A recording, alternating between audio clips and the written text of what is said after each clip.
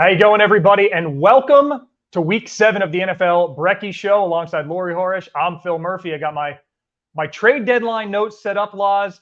Next time you and I chat, it'll be, right upon the NFL trade deadline. So you and I decided today, as we have our weekly show leading into San Francisco at Miami, quarter after 11 a.m. on ESPN, and only ESPN 1 this week over on ESPN 2 if you're keen.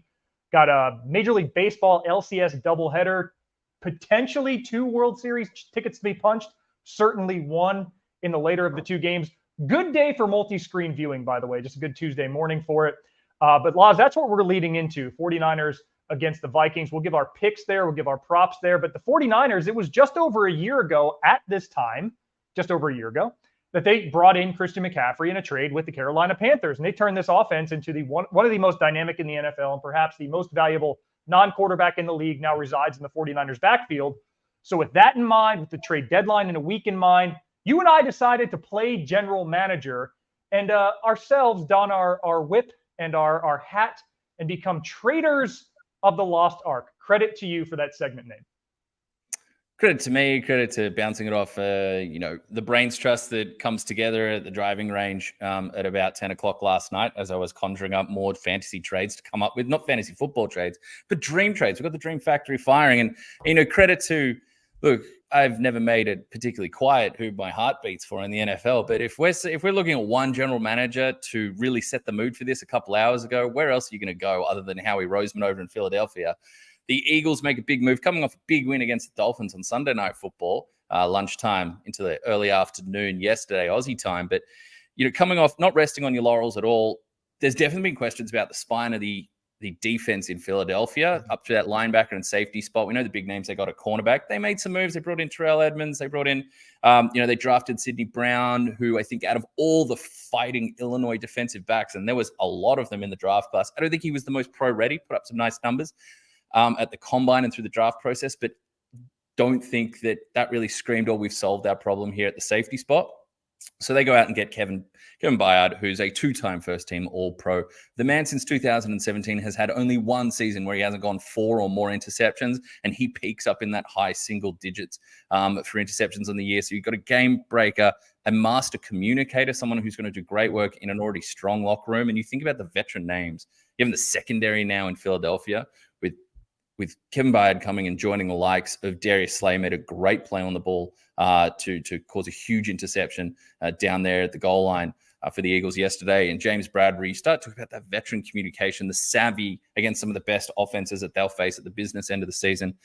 It set the mood, it set the tone, and it set us on course to break open, our trade prognostications, predictions, maybe hopes, dreams. So I'll kick it off, and I'm going to open this one up. This is the people's show. So if you're watching and you've been cooking in the kitchen, you've got some moves, you've got some deals that you'd like to see done. Maybe it's for your team. Maybe you're buying, maybe you're selling and just hoping for draft picks. Maybe it's just something you'd like to see for your fantasy lineup to spruce up a high investment that's not panning out right now. Send them in, fire them away. But I'm going to kick us off right off the top.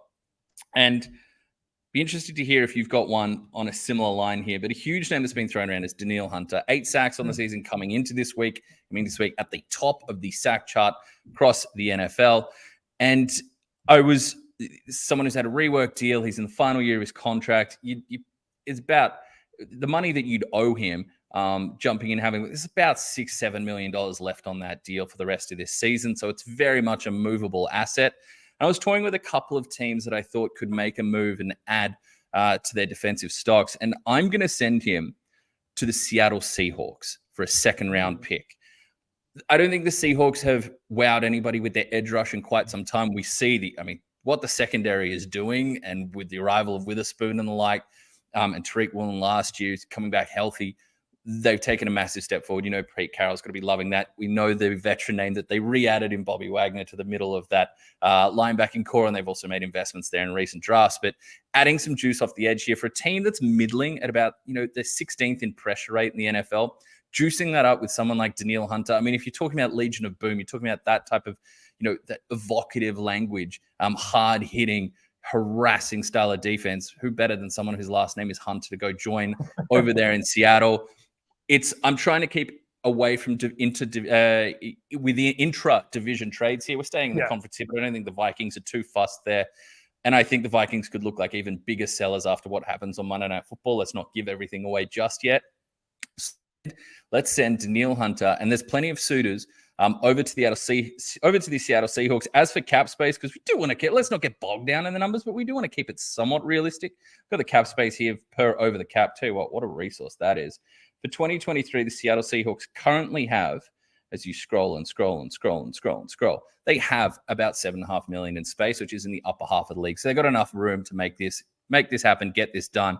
And I think in an NFC where perhaps this week we saw some teams that we thought were on the rise have a little bit of a stumble, why not make an all-in move to throw yourself up into the consideration at that top end? I don't think anyone's confusing the Seahawks with the 49ers or the Eagles right now, but this type of move could really change the problems that you present opposition offenses week in, week out. Hunter, over to the Seahawks. What do you reckon, Phil?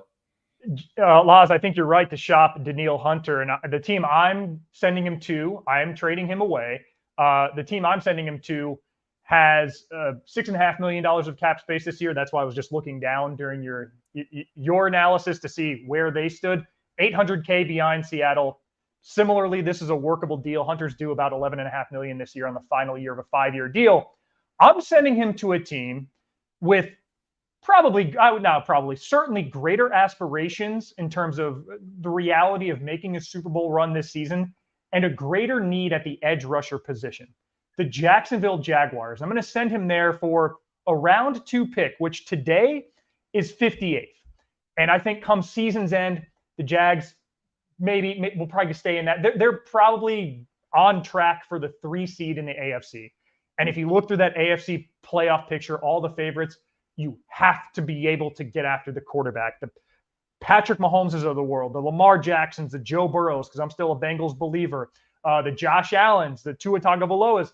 You have to be able to get after those guys. And Jacksonville has the 6th lowest pressure rate in the NFL, the 5th fewest sacks in the NFL. And if you just look at sack rate, which is how often per drop back you get a sack, only Houston and Chicago are worse than Jacksonville. New York was, but then they benefited from Sam Howell in Washington yesterday. Who doesn't?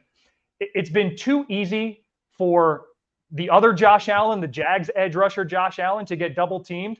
So now you bring in a Danielle Hunter on the other side, and now you have an edge rushing duo that's on par with Highsmith and Watt, and what the Cowboys do as well. Now you go from a one-legged edge rushing approach to one that you could make a cogent argument is top 5 in the league. Most analysts say it's a round 2 or 3 pick for somebody of Danielle Hunter's age and cap position and cost. Yeah. Jacksonville projecting as a late round 2 pick almost feels like an appropriate hedge. It feels like a really organic fit and one that listen, Minnesota's general manager is going to be fielding a lot of phone calls. Jacksonville should really pick up the phone here because that is the missing piece. Not for them to win the division, they're odds-on favorites to do so, but for them to really be in the conversation over the second half of the season, build some momentum before the AFC playoffs to get an edge rusher the caliber of Danielle Hunter. I mean, Phil, I know you've done some travel down to Australia in your time. I can't remember if you've been around these parts around late October, early November. Early October, I've been, yeah. Not okay, late. So you're a bit early. You're a bit early because this time of year, if you cast your eyes out over the Sydney suburbs, it's a beautiful time because something is blossoming, and that's the jacaranda tree, a beautiful purple number that litters throughout the suburbs, warms your heart, warms your smile as you cast your eyes out on your home. And it's a beautiful blossoming purple ray and splash of hope and I'm eager to see where you're going.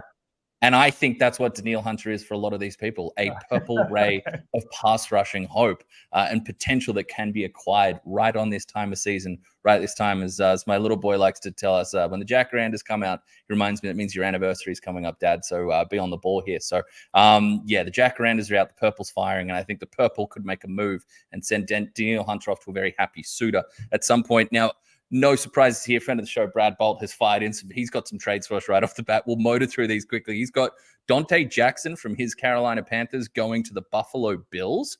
The Bills obviously struggling on the back end there with a very beat-up secondary. We've seen what happened, not to mention what's happened at linebacker level with Matt Milano and Tre'Davious White at the cornerback spot out again for an extended time. Another Wow, season-ending Brad's injury. coming from Mike Tannenbaum's job. There are a lot of comments in here, and some of them are with players we have coming up. Which is why I'm going to leave some of them. But I found that interesting, Dante, because it's not easy to find cornerback help in the NFL. And when you're looking through depth charts and you're looking at who might be sellers, there's a reason teams might be sellers. They're not very good. And one reason that teams might not be very good is they don't have an overly loaded secondary back there to defend. Happy Victory Monday to all Broncos fans who celebrate. They may have one player on the entire roster for whom they could fetch a first-round pick, and they're not giving him up Pat Surtain. So I understand what you're saying. Yeah, I'm going to bring this one up here. Derrick Henry to the Ravens. We might touch on the Ravens in a bit. They could very well be buyers to add to the running back stocks there. And the second half of this one here, Calvin Ridley to the Lions. Look, I have no idea what was going on with Calvin Ridley's usage against the Saints. It's one thing to say, he was locked down with some of their really tough defensive backs. They got all the attention from Marshawn Lattimore, but that didn't stop Trevor Lawrence feeding Jamal Agnew in one-on-one man coverage, man coverage against Marshawn Lattimore. So I'm not ready. I think there's still been really good chemistry. It hasn't been consistent week in, week out. I think it started quite fast and it's tapered off a little in the last couple of weeks. I think the tape shows that Calvin Ridley's skill set is right there to be taken advantage of. I just think it's a bit of an offensive focus and kind of putting an impetus on it, and to be really intentional about this is someone we need to feed that can really challenge the defense and open other things up. But hey, look, they got the W, so let's not be too critical. I do think the Lions are in the market for a wide receiver. I have a wide receiver coming up, and the Lions were probably the second likeliest team I had him going to, and I'll get to that. So I think the Lions will be in the market for a wide receiver. I think, though, not from a team like Jacksonville, who again is trending toward a 3 or 4 seed at worst in the AFC with how the rest of their division's going to plan. All right, let's move on. Let's keep this thing moving. Look, huge name here. We've heard the Raiders have denied it, but Davante Adams, who's been very politely and professionally vocal about the issues, even in a victory a couple of weeks ago, and then less so in their outing against the Chicago Bears, but how he's used and what sustainable success and what really substantive success would look like for the Raiders offense. I am sending Davante Adams. I'm shipping him off. The reason he went to the Raiders is no longer there. Derek Carr is no longer there. There's been no secret about that. It's not even a worst kept secret. It's out and out known that it was a partnership, college teammates that they look to rekindle. Derek Carr now resides in New Orleans. So where am I going to send Davante Adams? And if you look at his contract, he's got some big years. A few years down the track, you're looking at that $30+ million salary. That's where you can rework deals for an acquiring team. But for the next 2 years, there's only around $6 or $7 million left in base salary once you get rid of the prorated bonuses that the Raiders would have to take care of in a trade. There's only about that much left for 2023. And next year is really reasonable at less than $17 million a year for Davante Adams. A team that always manages the books well, that keeps the dead cap hits low and allows themselves flexibility and has invested in veteran receivers, but I think could even level up. If we're talking about all-in moves that teams could make, the Baltimore Ravens are requiring Davante Adams. They have around $6-7 million in space. You can rework things, but they've got the room to do it. I think the Ravens just made a statement against the Detroit Lions. We saw a couple of healthy flashes from Rashad Bateman, a few more healthy flashes from Odell Beckham Jr. And we know Zay Flowers is the prime target there. But I think in an AFC where you're seeing certain teams, Kansas City Chiefs, really hit their stride on both sides of the ball, again, I think this is an opportunity with the level of football that Lamar Jackson is playing. I think you're probably going to have to give up a first-round pick to get Davante Adams, but the Baltimore Ravens, I would absolutely make this move. I would say, hey, look, it's worked investing in the passing game, both at the coordinator spot, Todd Monken, and actually adding some draft capital and veteran receiver. But this type of player who is dismayed and who is not satisfied and can still absolutely be a top 5 wide receiver in the league, maybe even higher. I think this is an aggressive move that I'd love to see the Ravens make and announce themselves. And we'll get into how the AFC is shaking up, but as one of the true, I picked them to win the Super Bowl. So maybe this is a loaded suggestion, but as one of the true dominant forces in the AFC.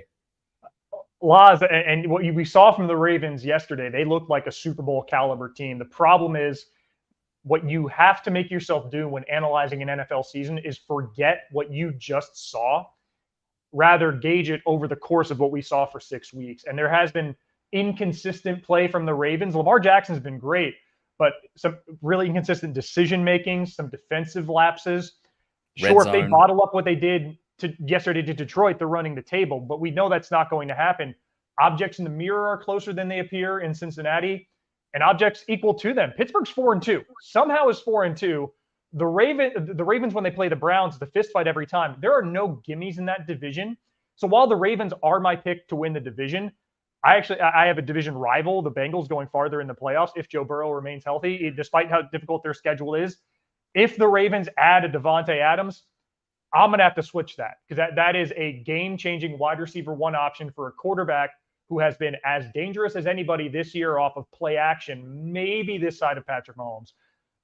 He had 11 completions yesterday for 240 yards off play action. Lamar Jackson had 246 yards under pressure. He was excellent. Give him a further weapon, and then everybody else just moves down the depth chart and makes that maybe the deepest receiving core in the NFL.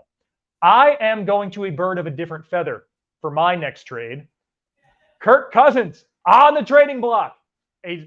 Before the season, 2 off seasons ago, there was the discussion prior to last offseason, should the Vikings start the rebuild now? They opted not to. They went 13-4 with a lot of empty calories in there.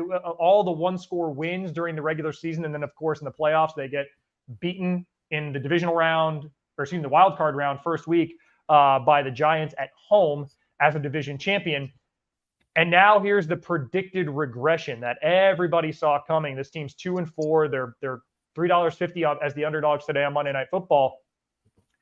So I think now is the time to get rid of the quarterback in his mid-30s. But as you start looking to teams, you need ones that are in position for a playoff push, but would also be improved by Kirk Cousins. And so that's a thin enough overlap of the Venn diagram, but there's a third element in there, and that he has a no trade clause. So he's going to have to want to go there. And all reports to this point are that Cousins isn't going to be quick to get rid of that no trade clause. So you start thinking, Washington could certainly be improved by Kirk Cousins. I don't think he's going back to Washington. The Jets, that's not his job. Aaron Rodgers is insistent he's coming back before the end of the season. We'll see. I don't know if Cousins goes to the Jets.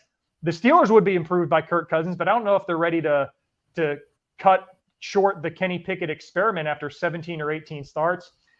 Tennessee, is he that much of an improvement over Ryan Tannehill? And why would they be buyers? Why would they be buyers? If they feel like they're a quarterback away, but also they do have 2 projects in their quarterback room in Malik Willis and Will Levis. I understand why confidence isn't high in Willis. His possessions in London look terrible, but they wouldn't be in a position, I think, to get a Cousins. So through process of elimination, the team I see is the team that's actually, as we snap today, is leading the NFC South, the Atlanta Falcons, and that despite their second or third round quarterback Desmond Ridder being turnover prone, being behind the curve in his ability to read the defense. And this is a Falcons team that is also in the middle of the pack in the salary cap flexibility this year. And they have 5 picks in the top 120 of the draft. Now Cousins isn't going to fetch the first rounder he would have a couple of years ago, but I could see him going for a second round pick for the Falcons, which is 53 right now. And I have them going Cousins to the Falcons for that second round pick, and Jacksonville's 4th round pick, which the Falcons possessed as a result of the Calvin Ridley trade. That's about 120 overall. So for a second and a late 4th, Cousins to Atlanta. Ritter's QB play, the team QBR for Atlanta is 22nd right now. That's sandwiched right between Russell Wilson and Mac Jones. Now, Arthur Smith's play calling hasn't helped, but you get an adult in that young huddle who can help mature the rest of that roster, bolster a push where, you tell me who's winning that division. You have 3 teams whose odds are $3.20 or shorter, but nobody's odds on between Atlanta, New Orleans, and Tampa. And then it gives the Falcons the ability to still have their first round pick. And if they then want to completely turn away from Ridder, draft the QB of the future in the mid to late first round, then they can go to Quinn Ewers or Shadur Sanders or Michael Penix, things that you and I will debate in April. But the Falcons have a couple chess moves they can plan out with this decision should they go out and get Kirk Cousins in the next week. I don't hate that at all. I'm thinking about where he could have gone because the Jets was such a painted and people had written it down in Forget whiteboard marker. They had the permanent marker out that this was a possible landing spot. And you outlined all the reasons why not. And you're looking around for who's a possible contender that has the roster and has the need, has the surrounding talent, and what we've seen from Desmond Ridder. And just the bizarre usage going. We've seen a bit better from Kyle Pitts lately. Drake London is making the most of his targets. We don't even get to what on earth. What were they doing with Van Jefferson? Like how they put him in the fold and kicking Kyle Pitts outside. It's still like it's confusing. It's head scratching at moments. The Falcons should have won that game going away. That shouldn't have been a 51-yard Younghoe Koo field goal and Kyle Pitts heroics to get that win in Tampa. Tampa was not ready for that game. Atlanta, 2 turnovers in the red zone. They should have won that game 30-13, not 16-13. Down knocking at the goal line, literally in the shadow of the goal line, that they're turning the ball over there. So yeah, I agree. Bring on a grown-up into the room, someone who can consistently feed the weapons that are aching for far more efficient offensive production. So I'm a big fan of what you throw down there. And I think there's an interesting article while we're talking about Kirk Cousins that Kevin Seifert and Nick Wagner did for ESPN, combining just about the passing ships that has been Kirk Cousins and the San Francisco 49ers over the years. They obviously meet later today, but talk about a good tone setter both for the Monday Night Football showdown that we're about to see. Well, showdown, I think it might not be a showdown, might be more of a blowout. But anyway, the contest we're about to see there, and a lot of fantasy implications for this Monday Night Football contest as well as the trade deadline that's looming a week away. It's fascinating to see how they have almost maybe we publicly known the love between Shanahan and Cousins for years, but it's never quite happened. A nice one to throw onto the palette there. Okay, I'm going to bring up my next one. I'm going to think bold here. And I've touched on the secondary, or touched on the pass rush. Now I'm going to touch on the secondary a little bit. You made mention about your Denver Broncos, who are undoubtedly sellers, even with a win over the Green Bay Packers. Victory Monday. Yeah, Victory Monday. Well, it's going to be Trade Tuesday here, Phil. I'm not touching Patrick Surtain because I don't see any reason why you'd sell off Patrick Surtain, only to hope and to try and trade for a Patrick Surtain, to try and draft a Patrick Surtain in the future. But Justin Simmons, star safety, has been productive for years and years and years. Has some history, Phil, with a previous defensive genius that was head coach for the Denver Broncos for a while. Do you know who that was? Maybe short first name, vowel ending last name. Could anybody come to mind there for you? Maybe played under Vic Fangio for a minute there? Maybe a little bit.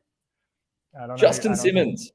We are sending you with 2 years left on your deal, $10 million for this year and a bit shaved off that as we've worked our way into the first half of the season. Only $14.5 million next year. Who needs safety help? Who could beef up their secondary? Who might have secondary stocks returning soon that could add another one and really challenge what's been said about their defense? And that would be the Miami Dolphins. Mm-hmm. The Miami Dolphins secondary, which will hopefully welcome back the likes of Javon Holland and healthy Xavier Howard over the rest of the season.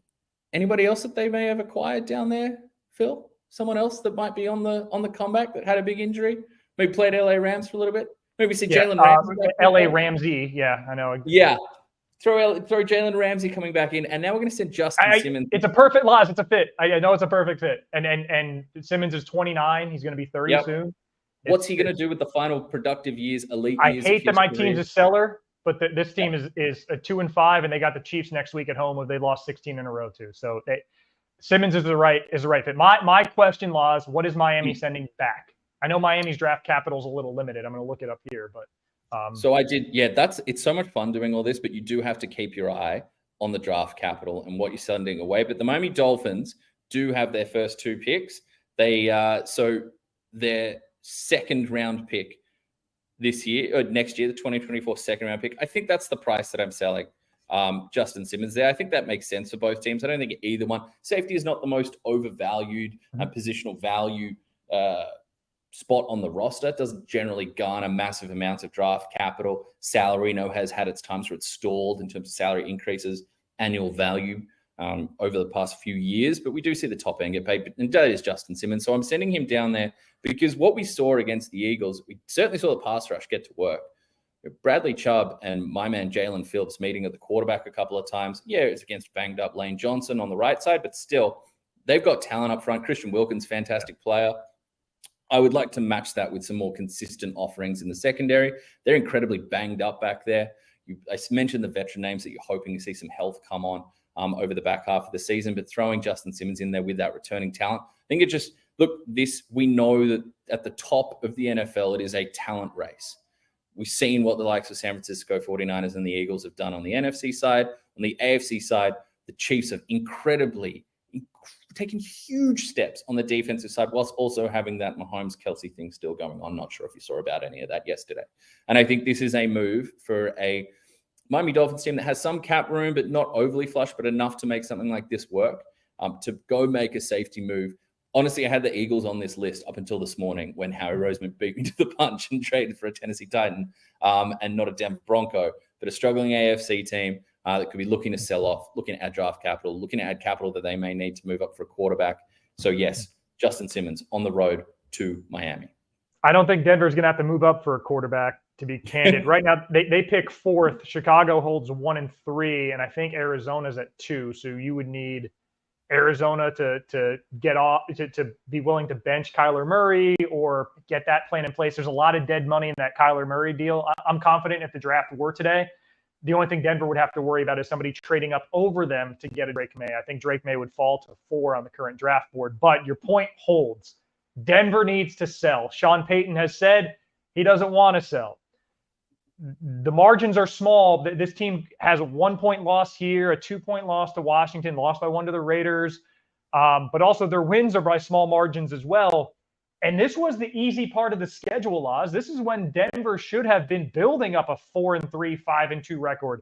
Now they got the Bills on Monday Night Football coming up. They got the Chiefs this week. It starts to become a gauntlet. They lost to the Jets. It's the window is shut. And so 9 News' Mike Kliss has reported that Denver's been called by Indianapolis over several players.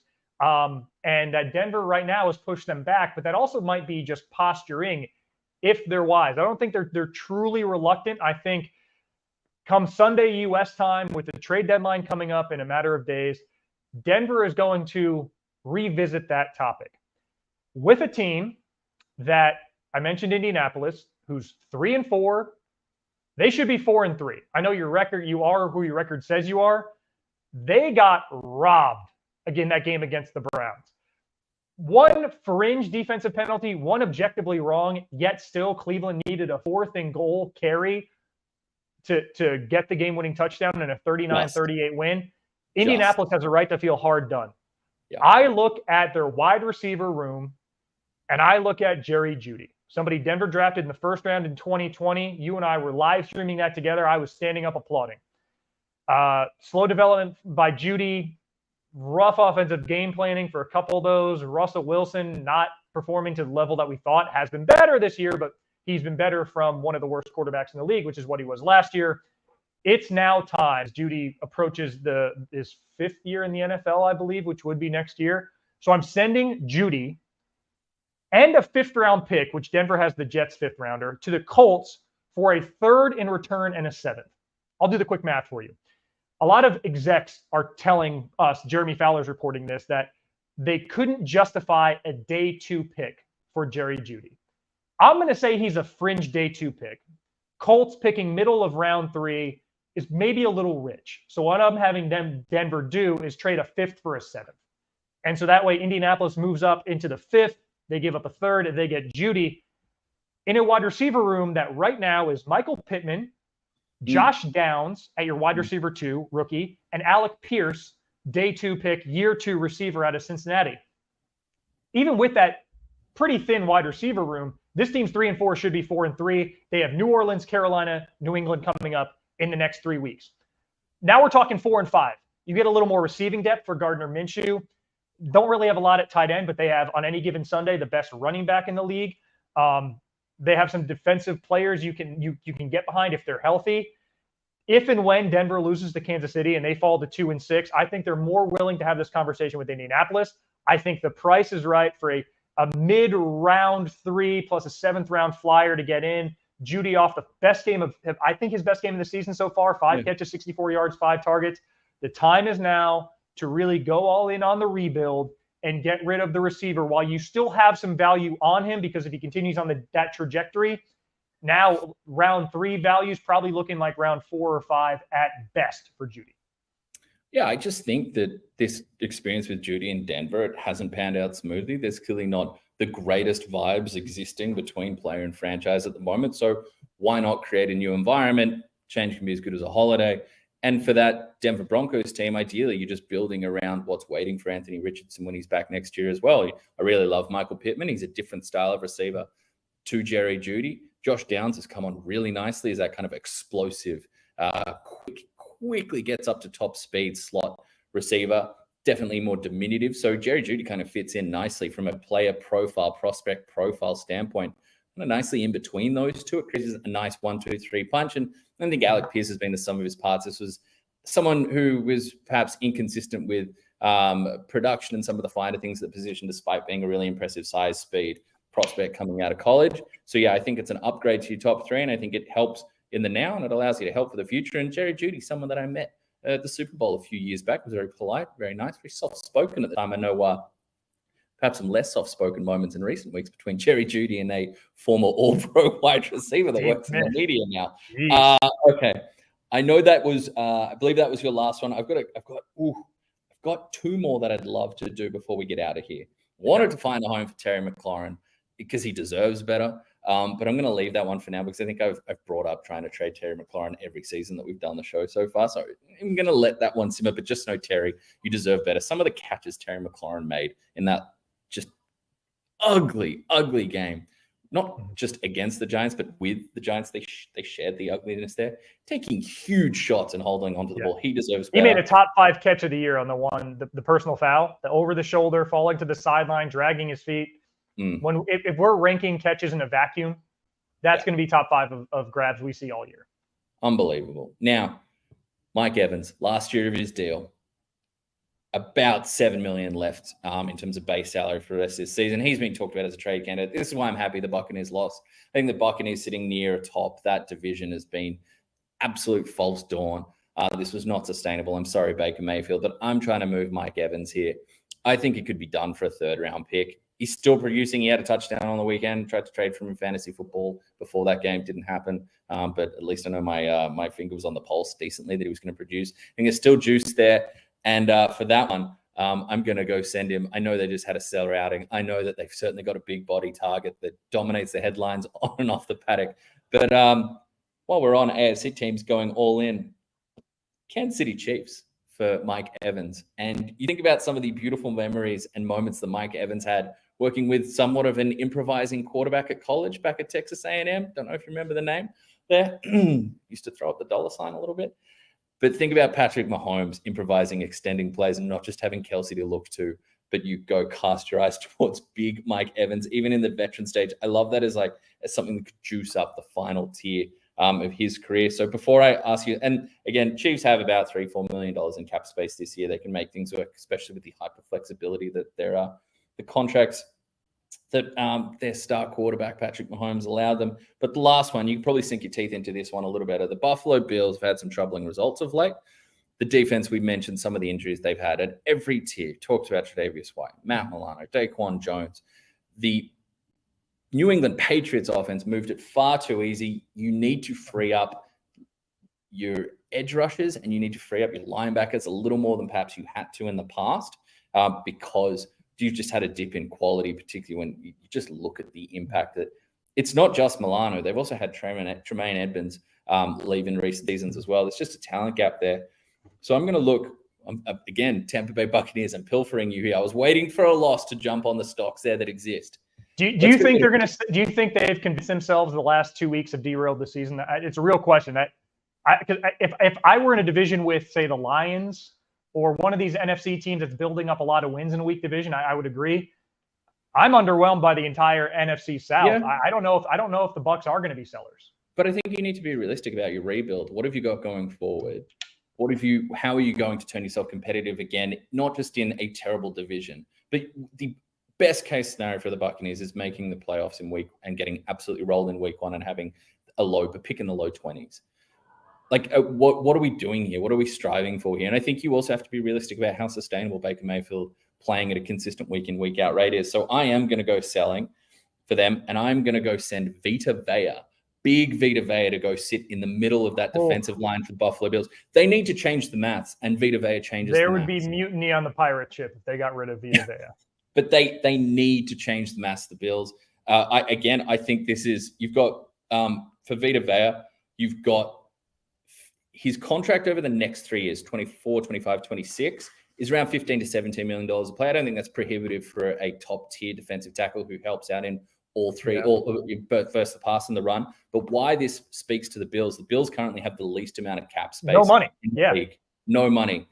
Vita Vea's base salary this year is $1.08 million. This is for what they could actually fit into. And if the Bills are serious, they want to make a run at Super Bowl, even with the injuries that they've had. Even with the injuries they had, they want to make a run at the playoffs. They have to change the maths on defense because the hits to their defense have been too strong for them to sustain.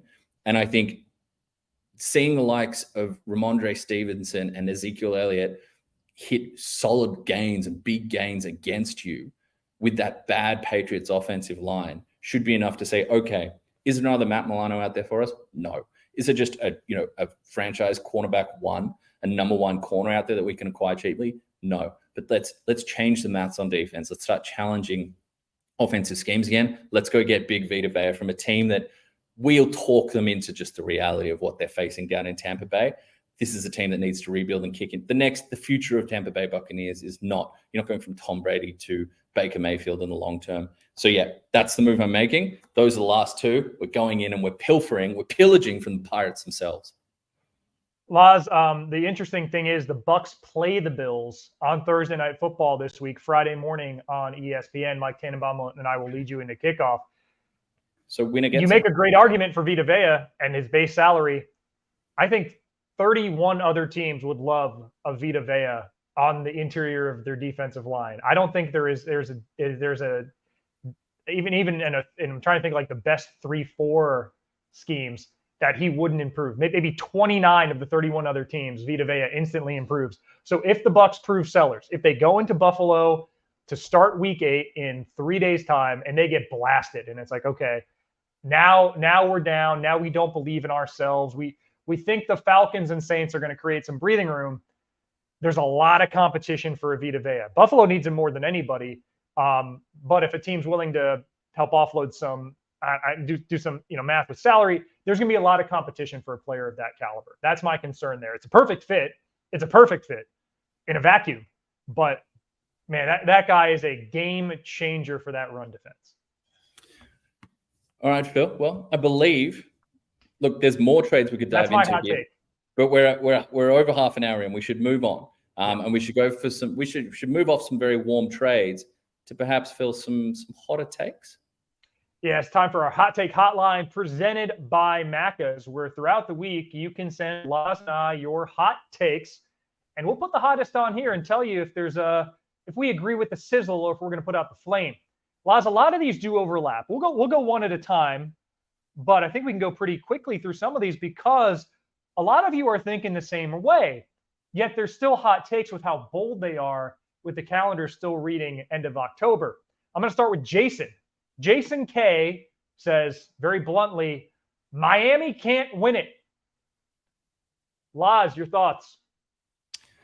I think we just outlined why before when I was talking about moving star safety and someone like Justin Simmons to Miami, that they need to address the beat up nature of their defense that will hold them back. But any team that can drop, and yes, I know it was the Denver Broncos, but any team that can drop 40, 50, 60, 70 points has the chance with the talent that they have to knock off anyone each week. They were not the better team last night. It was a fantastic, tense, closely contested first half, and I thought the Eagles really showed the power late in that game. Better decision-making, cleaner execution, deservedly took that one. But this is also a Miami Dolphins team that was playing with half a game. They don't have Jalen Waddle out there, and when he was out there, he's dealing with a back injury. They also got three-fifths, 60% of their offensive line was beat up in that game again. So there are some reasons why they were overwhelmed.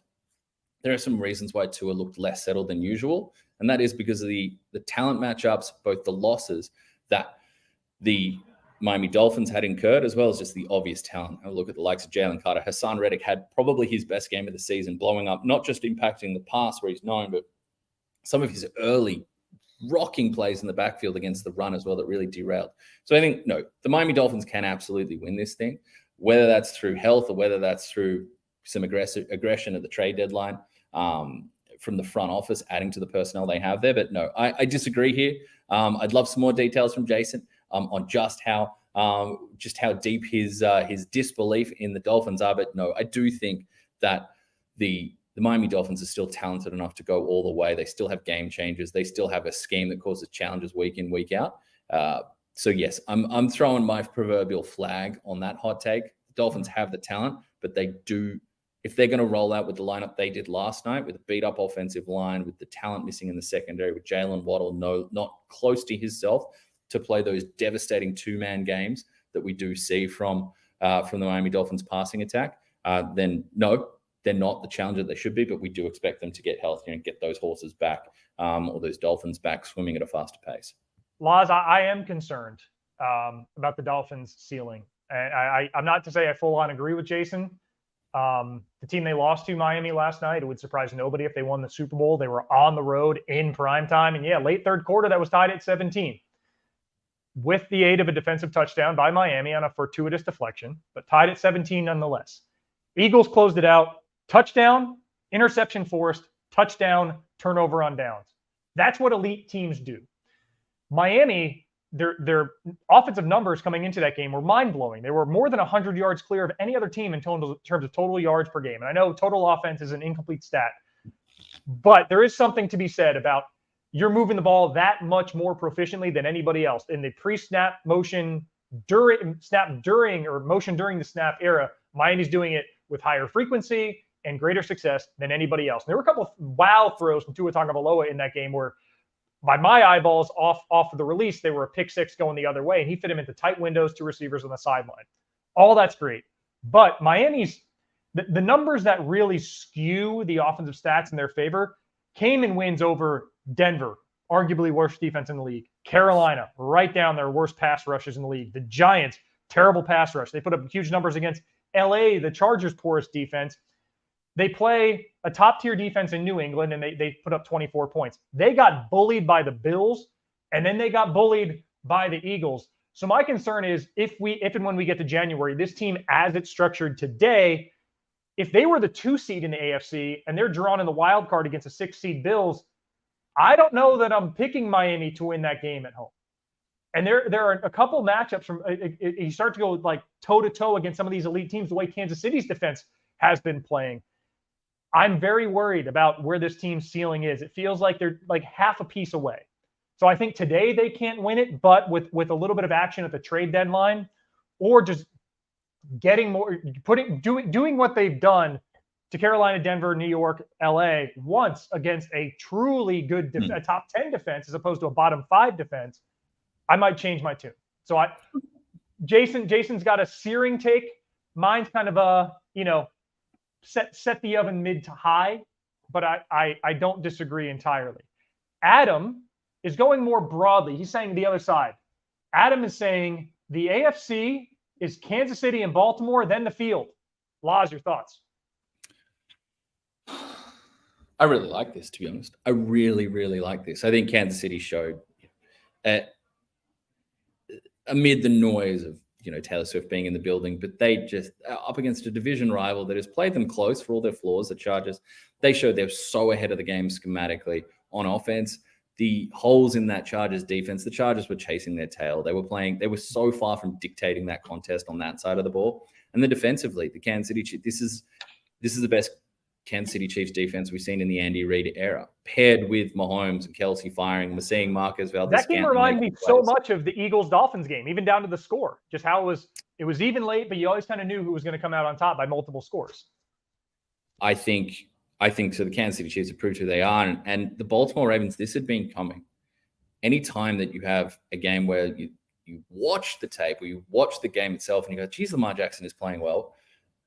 And then you're also looking at the box score, or you're looking at the score tick over, and it's 3 points by 3 points by 3 points because Justin Tucker is banging in short field goal after short field goal. That tells you that they're moving the ball. They're just having some stalling out there's some stalling out problems. And not to be surprised in the first month of a season, first 5-6 weeks of a season, with a new offensive coordinator drastically different from Greg Roman's time in Baltimore. But then it clicks against a team like Detroit, who are as hot as they come, and a second-year industry favorite from the NFL literati, to put a hurting on them 38-6, to move the ball every which way you want, whether it was Lamar Jackson showing off the legs, perhaps a more calculated runner now than in his early years, but his ability to throw off different arm angles, to do things traditionally in the pocket, to use his legs to create throwing windows, to just use his outrageous and underrated arm strength and arm talent to work different throwing windows and create different throwing windows, to be honest. The emergence of Zay Flowers, the best game I think we've seen from Odell Beckham Jr., a monstrous multi-touchdown outing for Mark Andrews on National Tight End Day. I think the Ravens, and then you throw in the fact that their defense is once again at the top tier. You've got playmakers at every single level. Look at what Roquan Smith's doing. We know the name brand talent they have in the secondary, and the likes of Kyle Hamilton and Marshall and Lattimore, and we go on and on and on and on. Sorry, said Marshall and Marlon Humphrey there. I'm getting my big name physical cornerbacks mixed up there. The amount that have come out of Alabama and Ohio State over the years. But it's set up, and then the young pass rush talent that has come on, and that was probably the big question mark with the likes of Odafe Owe, and who was going to step up, how big a step forward they were going to make. So yeah, I love this from Adam. I think that is the class. I think the Bills have had issues. We saw the Miami Dolphins. I think they have the ceiling, but they're dealing with some not toughness issues, but how hard and physical they can play, particularly on the back end. On the defensive side, yeah. And the Cincinnati Bengals are on the rise, but after such a sluggish start, they have yet to hit full flight on either offense or defense. One of the reasons I considered them as a home for Danielle Hunter. So yeah, love it from Adam. I think this is a hot take, and I think it's cooking at a really nice heat. Yeah, my concern with it is more with Baltimore than Kansas City. Again, I don't want to overstate what we saw yesterday. I'm worried about Baltimore going to Arizona next week. I think that's a real game coming off from the high. I think what we saw yesterday was more Detroit believing what all of us have been saying, and them having the lapse, and Dan Campbell saying we weren't ready, we needed our butts kicked. He used a more colorful term. He said we needed this, and I think that was more the case. Baltimore was just more ready, but they've had mental lapses in games against Indianapolis, against the Steelers. Lamar Jackson playing at this level is tough to stop, but I'm still not fully selling on Cincinnati. I think Baltimore wins the division. I think they're the 2 or the 3 seed in the AFC. Come playoff time, I do worry about their ability to string 3 of these together in a row. So it's more, I think the tiering is right today, because that's all he's saying. The AFC is Kansas City and Baltimore, then the field. But what it implies concerns me. So I don't know that I'm as all in as you are. But Laz, Tom is going the other way. He's going to the other grill and firing it up. He says Baltimore are pretenders. They're the same as the Chargers and Jags. I mean, there's so much here to unpack. Spearing off my eyebrows with that take. One, he's taken a shot at my preseason Super Bowl pick, the Baltimore Ravens at 17. I'm sure that's why he's doing it. He's been holding that back. He has been holding it. So showing of the season.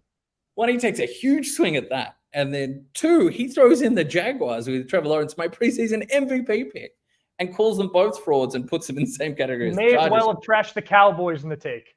I do think the Chargers, if we're talking about teams that are phony and aren't built to contend this year, and just particularly on the defensive side of the ball, just are not championship metal and material right now. Sure, but throwing the Ravens in there, and 2, just dragging the Jags, my dearly beloved Jacksonville Jaguars, into the mix as well. It wasn't a hot take. It was like a hot stab to the heart.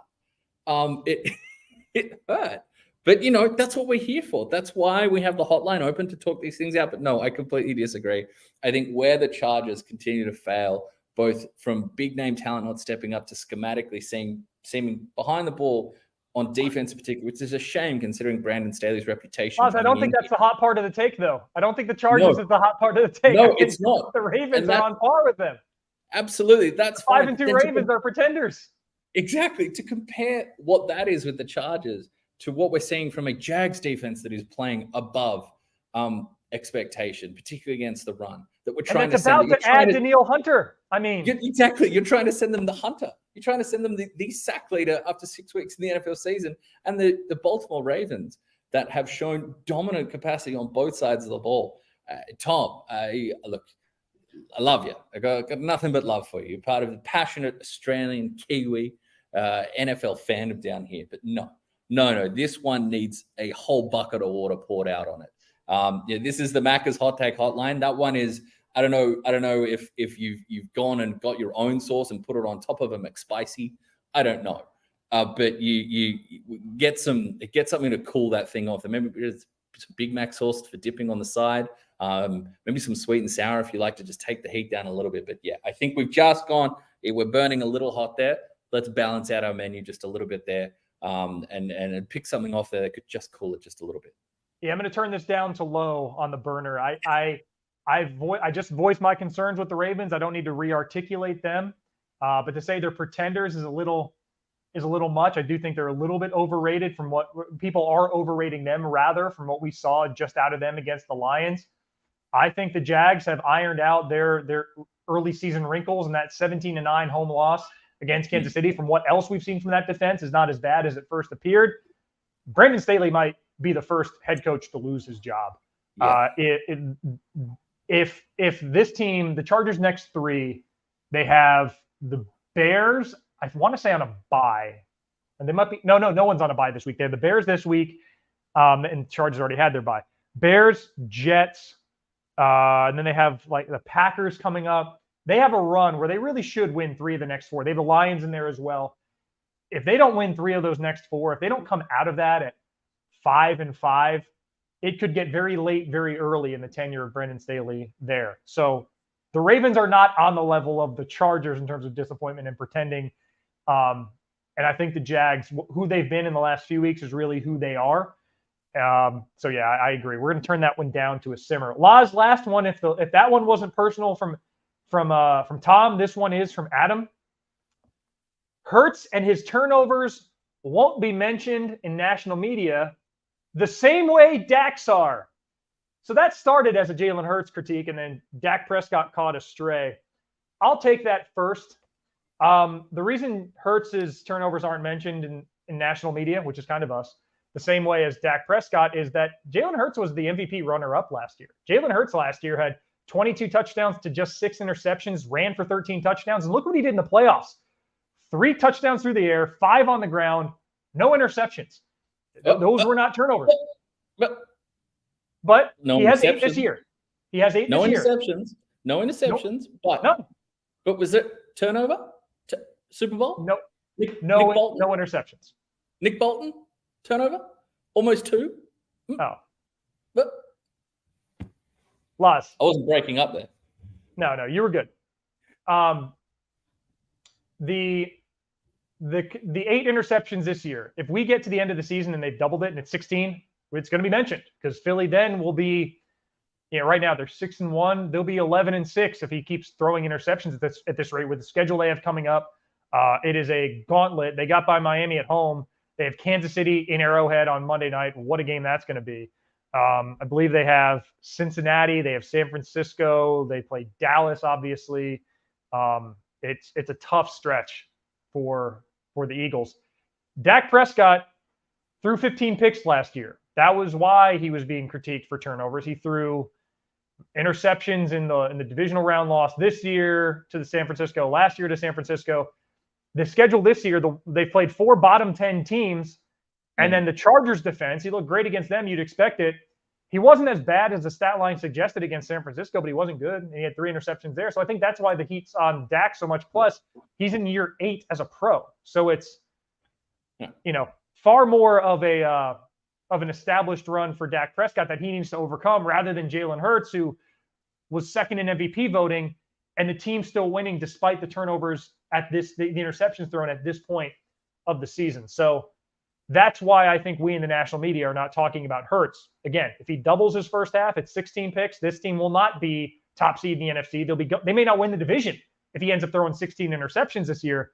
And then, we're going to talk about it. All right, I'm going to step in front of the grill here for a minute. Let me cook here for a minute. The 3 interceptions against San Francisco 49ers, One, they're already down by 3 scores. The interceptions weren't the reason the Cowboys Well, that's lost. what I said. He wasn't as bad as the numbers suggest. No, and actually, I thought Kurt Warner, QB of the greatest show on turf, did a great breakdown of some of the schematic issues that would be why those interceptions, the lack of differentiation in depth between when you're running 2 in-breaking routes right next to each other, running them at the same depth point, the same yardage point, doesn't exactly stress the second tier of a defense. They can just sit, wait, see where the ball goes and break. You're not forcing them to make a decision. We go back to Mighty Ducks 3. Make them make the first move, Charlie. Right, Conway? Make them make the first move. We're playing two-way hockey. I'm lost. I've gone off. I don't know where I am anymore. No, okay. Dak Prescott's Dak Prescott excels against Trinidad, but not Iceland. That's the concern. That's Mighty Ducks too, I know. But very nice. How do you go against Tampa Bay? Dak Prescott's interceptions last season was the first time that he was an interception guy. That's the reality. Mm-hmm. The media, the narrative was massively overblown about Dak Prescott being an interception guy throughout his career. He's never been that.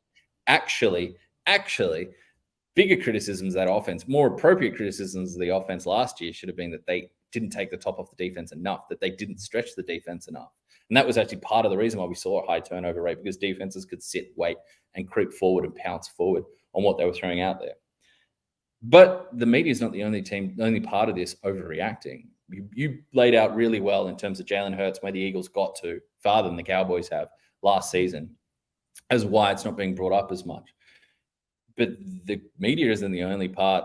Talking heads, you and me aren't the only people talking about Dak Prescott's turnovers in an overblown fashion.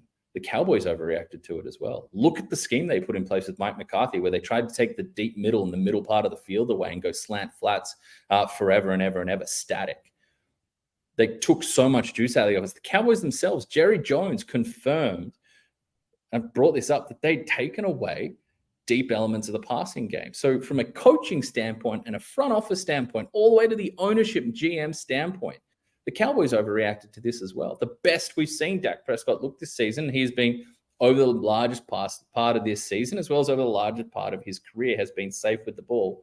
The best we saw is when, against the Chargers, it looked far less like this stringent, constrained version of the West Coast that Mike McCarthy. We saw Dak on the move. We saw him running, yes, but also using his legs to open up throwing windows, which has always been a strength of him, even with 2 feet in the air, jump man style, creating throws down the field. So, yes, this needs to be shown as a more consistent thing from the Eagles passing offense and Jalen Hurts, that, he's a turnover guy and we'll see the noise build up. It's never going to be the same as the Cowboys, because even Philadelphia, in a big market city, a Super Bowl contender, huge fan base, definitely a team that moves the needle. No one gains noise on any platform, anytime, game, studio show, social show, whatever, like the Dallas Cowboys. But they're not the only people talking about it too much. I think the problem, the call, Phil, was coming from inside the building. And we will see how much of I got asked on last week, did a radio hit, and they asked me, can the Cowboys as currently designed, can they go all the way? Can they string 3-4 playoff wins together and win a Super Bowl? Not unless they take learnings from that Chargers game and expand the offense, open the offense up again for Dak Prescott, and not particularly with what's going on in the secondary there as well. So, I think Adam's point, why is it not talked enough? Yes, there's some salt there because of who the Cowboys are and how they get talked about. And yes, it's an overblown narrative, but you can't point in one direction for that, because Cowboys bought into it themselves. Laz, you touch on that Chargers game. That was Monday Night Football a week ago from SoFi Stadium. You and I, in our segment Popular Demand, brought to you by Tab, every week give our Monday night tips. For us, officially last week was a bye. We made picks to each other. They about broke even. But on this show, the last 2 weeks combined, we are 7-1 in our Monday night tips. Our net total for the year, we are up 5.2 units through 5 weeks of wagers, because we had our bye week was week 6. So, Laz, now we enter in today's featured game. It kicks off at 11:15 a.m. on ESPN. San Francisco are 7-point favorites in Minnesota. Total is 43.5. Now, that 7 has wiggled 6.5. A lot of cash on the San Francisco side, and the line's going down, and now it's finally inflated back up. I don't trust it. What I do trust unders in Monday night games where the home team's an underdog in the last 3 years are 14-3. I'm on the under, but this is popular demand, and that's not a prop. Laz is somebody who is $5.15 of that $5.20 up contributing to it. Laz has made everybody a nickel. $5.15. I think I should go first with my popular demand pick. The honor is yours. And I'm going with Jauan Jennings, an alt total over 30 receiving yards at $1.90. Now, if you just go to tab, there are 137 markets for this game. The receiving prop for Jauan Jennings is 35.5, which means he needs to get the 36 yards. That pays like $2.15, $2.20. For me, 15% more payout for 15% more yards for a guy who's going to line up in the slot. I don't love, but I do love the fact that he lines up in the slot. When Deebo Samuel went down with his hip injury last week and he's out for this game, Jauan Jennings lined up in the slot on 80% of snaps. Minnesota allows 87.1% completions on targets to slot receivers. 87.1%. If that sounds awful, it's because it is. It's the worst in the NFL. At 30 yards, Jauan Jennings needs to catch 2 to 3 passes today to clear that. At $1.90, Laz, that's my best bet. I'm going to stay with you right there in the San Francisco 49ers passing call. You mentioned that from a receiver standpoint, the Deebo Samuel's out of this one. I'm going to look to Brandon Ayuk. Somebody out the Minnesota Vikings, in case you don't know, they're the blitziest team in the league. They lead that stat. They're blitzing so often, they're making Wink Martindale blush. And they don't blitz well. And they're not particularly great at it. And when you do blitz, that's sending more bodies up front, which means you have more. This is simple math. You have less bodies on the back end, more bodies sent up front, trying to create heat. I think that opens up some room for Brandon Ayuk. I've got his longest reception at over 28.5 yards. It's an explosive playmaker. He could do this all through the air in air yards, or he could take it in hand and create after the catch. Either way works for me. You're getting that at $2.05 at last check, $2.05 on tab. Brandon Ayuk, over 28.5 yards for his longest grab, and I expect a big day from the talented, soon-to-be-paid wide receiver out of San Francisco. And Laz, I made a boo-boo on mine. Jauan Jennings is $2.05 as well. My fault on that, everybody. $2.05 for Jauan Jennings over 30 receiving yards. Even better. Even better odds for that. And Laz, you and I, so week 4, we went 3-1 collectively. Week 5, we went 4-0. Oh, we're thinking same game script here. It's clear. And that plays into my stat, too, about Minnesota allowing so many catches to slot receivers when you blitz and you give the quarterback that extra half beat to get the pass off. That's where it's going. And San Francisco doesn't just complete passes at a high rate. They get a lot of yards after the catch of where these guys are and their route concepts in that Kyle Shanahan offense. So our game script, it seems that San Francisco is going to move the ball decently well. My game script is that Minnesota is going to be playing from behind. They're $3.50 to win this game straight up. Kirk Cousins in his career is 2-10 on Monday Night Football. That is tied for the worst win percentage on Monday Night Football for any QB ever. Don't mean to pile on to Captain Kirk. I think he's going to be throwing the ball a lot. Minnesota comes in 2-4. In their 4 losses, he's thrown the ball 44 times, 44, 50, and 47. If he throws the ball 40 times, Laz, that pays $2.70. So go to Kirk Cousins. His passing over-under it pays $2.15 for him to go over 37.5. For me, you need 2 more completions to get to 40, and it pays $2.70. Jump all over that. Captain Kirk, I'd be stunned if Minnesota's playing from ahead. He's going to be throwing the ball a lot. My only concern is, does he stay on the field long enough to get the 40 completions, or will it be, one of these Daniel Jones overs where, maybe he'll get there, but he gets sacked 11 times. I think Kirk Cousins does get there. I think they are able to get the ball out of his hands quickly enough for him yet again to creep over 40 passing attempts in a loss. You mentioned Kirk Cousins, well-known, and sadly for Kirk Cousins, a well-established record on Monday Night Football. He's carrying a 5-game streak of throwing at least 1 interception into this one, including one game where he threw 3. We're 5 in a row. I'm backing him to make it 6. Over half an interception for Kirk Cousins to be thrown at $1.80. That's the odds you're getting for right now. Hate to really pile on the guy. He has been far from Minnesota's biggest problems. He's had a very solid season so far, despite the trajectory of that franchise and that team and that roster right now.